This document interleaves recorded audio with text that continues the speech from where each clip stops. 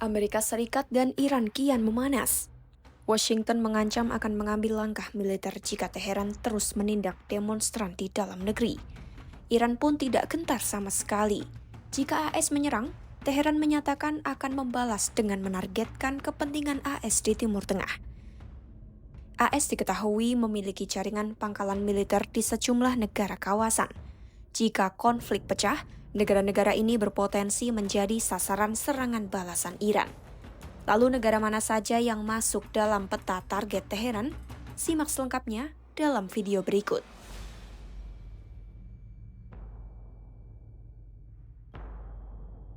Negara pertama yang bisa jadi sasaran yaitu Qatar.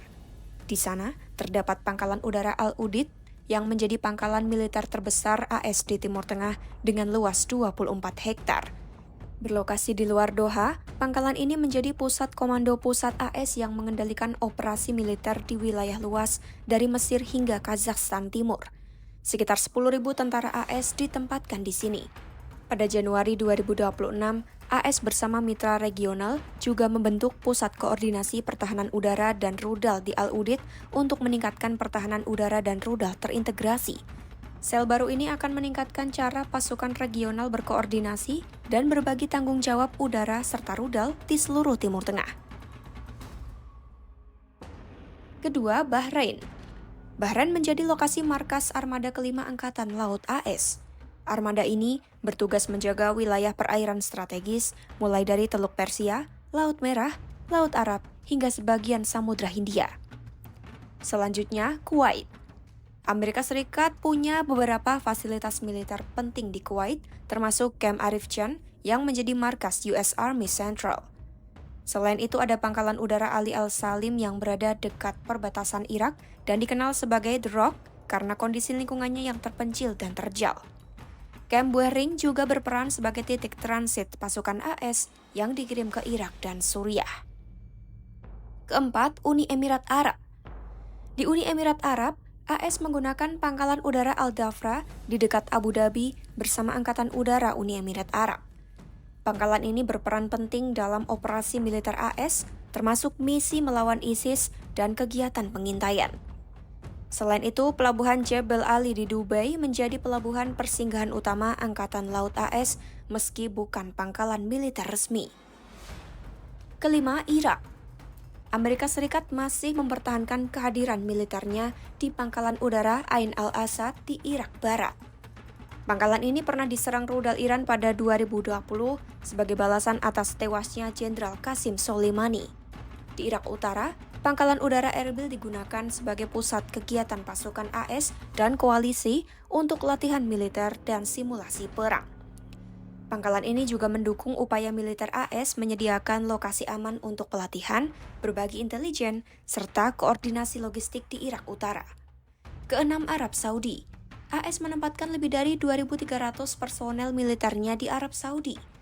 Pasukan ini bekerja sama dengan pemerintah Saudi untuk memperkuat pertahanan udara dan mendukung operasional pesawat militer AS.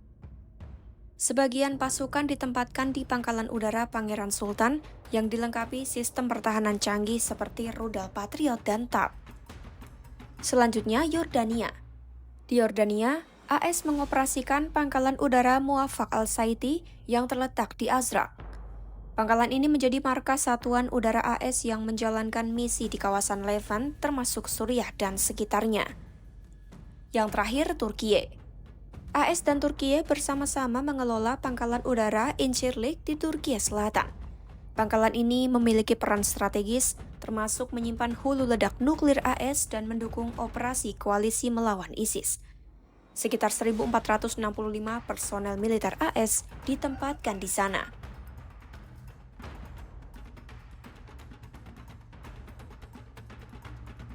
Iran telah memperingatkan akan memberi balasan maksimal jika AS melancarkan serangan militer.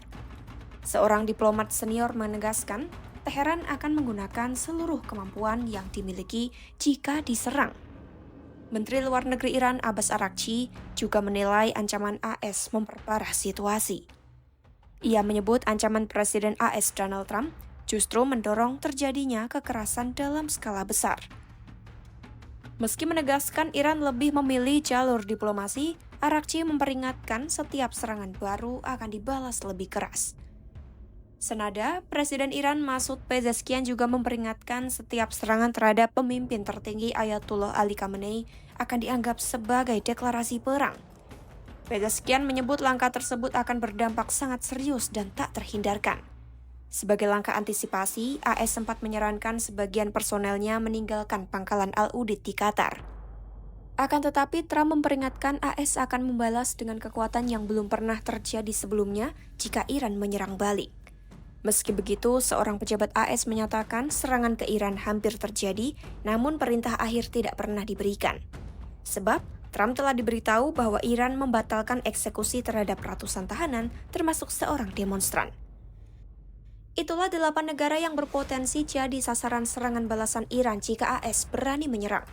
Setiap langkah provokatif terhadap Iran tak hanya berdampak pada Teheran dan Washington, tetapi juga berisiko menyeret negara-negara Timur Tengah ke dalam konflik yang lebih luas. Pantau terus perkembangan konflik AS Iran hanya di YouTube Kompas.com.